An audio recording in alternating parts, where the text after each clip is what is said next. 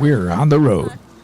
Where transportation goes, community grows. Welcome to On the Road with the MTA. And welcome to another edition of On the Road with the MTA. I'm Jay Gibbons alongside with Stephanie Kay from the MTA. How's Stephanie today? I am great. It was 70 degrees. The sun was out. I was so happy about that. I went to a Burton Chamber event. Yes. And the guest we have today was there as well. And she was a lucky girl because she won one of the door prizes. Really? What kind of door was it? Oak door, steel door, double door? That's very cute. Well, it's a door prize, right? Yeah, that's true. Well, her name is Jennifer Bauder, and she's here right now with us, and she's the director of something called the LaVigne Home. Have you heard about the LaVigne Home? No, I have not. And you asked if it was Avril Lavigne. No. Yes, when I was on the pre-call. Yeah, it's not Avril Lavigne. But Jennifer's with us right now. Jennifer, are you the director of LaVigne Home? I am the executive director of the Barbara LaVigne Home, yeah. Okay, Yep. Now you told us a little bit about this at the chamber, and it sounds like something that might be beneficial for people listening. So tell us what the home is, how it got started, and why somebody should use it. So first of all, tell us about LaVigne Home. What is it? So a little bit about the history. There was founded by a board of directors, who recognized the need for places in our community for folks to go who have nowhere else when they're dealing with end of life. Whether they don't have proper benefits to go into a facility, which oftentimes costs thousands of dollars a month. Sure. A group of volunteers got together, started planning, mapping everything that it would take to purchase and create a compassion home. So basically that's the model that we follow. We are a compassionate care home in Burton. Well, that sounds great. Yep. But you say somebody who can't afford the thousands of dollars a month. How much is yours for them? I mean, is it less expensive for them? For guests in our home, we are not charging anything for them to come here. That's what I thought I heard you say. Yeah. Wow. We provide 24-hour compassionate care by our trained caregivers. Wow. There are just 4 bedrooms here. We've been operating with a waiting list pretty consistently since opening in September. Wow. And to date, we've served, I believe, 93 guests here. Oh, my land. That speaks to very much to the need and very much to how short folks are in our home. So it's truly, end of life, dignity, care that we are providing. And that's so important when you have somebody you love and you see them passing. It's the hardest thing ever to know they're going to be in good hands and that you can afford it. Now, when you first told me you're doing it for free, I thought, that sounds too good to be true, but I want to have you on the radio on the podcast here so people can understand there's help out there. But how do you get paid? Because you have people that you're training to work with you and you have the cost Correct. of the lights and gas and the taxes. And how do you do it? We have an incredible staff. With caring hearts, we are offering, round-the-clock care. The caregivers here are all paid staff, and we also have some volunteers that help us as well. And volunteers typically aren't providing the care. They're here to assist us with, sitting with guests, reading. We have some that like to sing. We have some that, want to prepare a meal for those that are comfort feeding and, just really sitting and active listening to guests and their families because this is a peaceful place to be. A lot of families, it's often sudden, sometimes not. But regardless, they're all, here for the same reason, right? They have a loved one in our care and they're just wanting to provide, the best place for them. And this is truly a compassionate care facility. Not facility, it's a home. It's very home-like. It certainly sounds like it. My gosh, with the compassion, you must have the generosity to do that for free for people because that's the most important time is when you're having to say goodbye to somebody. It's emotional, it's expensive, it's tiring, it's just so many emotions are pulled at the same time. So you don't want to have to go into debt by doing this as well. So I'm just so grateful that you're there to do this. And I'm sure you're super busy. So if people want to use your home and they need you, how can they get a hold of you? They can give us a call, stop by. We do tours pretty much daily. We want people to see the house, share the house. It's really here for the community. Guests in the home are followed by a hospice nurse. So we work with all the local hospice agencies. We have agreements, I believe, with about 13 of them at this point.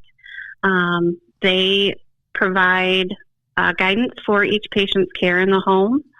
And then we are able to facilitate medication and everything for the guests while they're with us. And where is your home located? Where are you?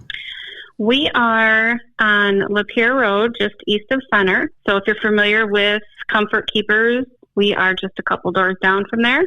Okay. Yeah, my mom lived on off Lapeer in Belsey, so I know that area. But yeah, I know what you're talking about now, Lapeer and Center. So is there much of a waiting list? Is there any kind of stipulations they have to have in order to be able to come to the home? So guests in our home must be followed by a hospice nurse, like I mentioned. Okay. They would be on oral medication only. So we are not a skilled facility. We don't have IV medications for guests or any breathing machines or feeding tubes. I know none of that is very exciting stuff to talk about. No, but it's important, and it is truly the end of life. This is what you're... Yes.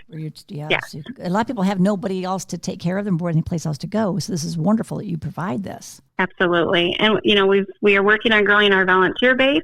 So if you have a heart for hospice, or maybe you don't, we have lots of ways you can help around our house. Currently, the grass is starting to show some green.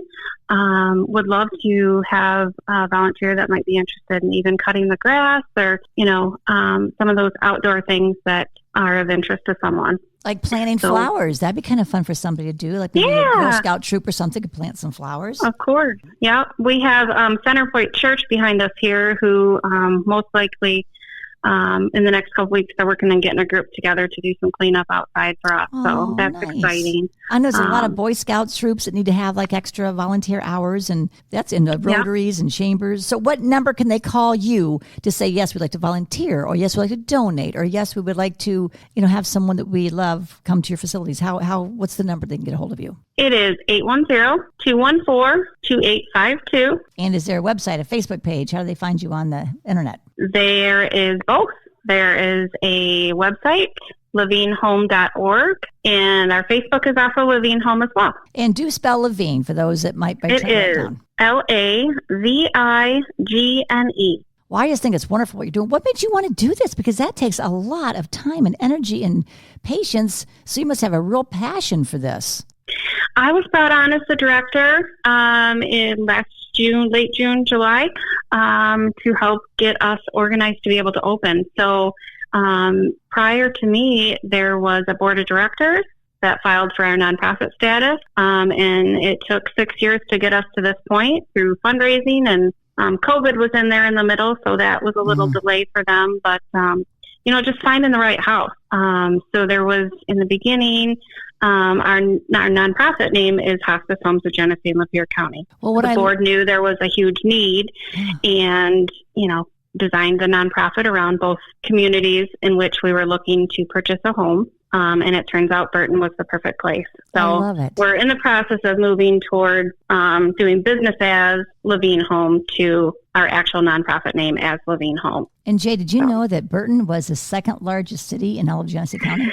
It was? No kidding. Yeah. Really? Yeah. Flint is the number one, is the biggest, but Burton is the second biggest city in Genesee County. Burton right now is still, I thought it would be maybe like Grand Blanc or something. No, or I know. Flushing I was surprised. That's what you learn when you go to these chambers.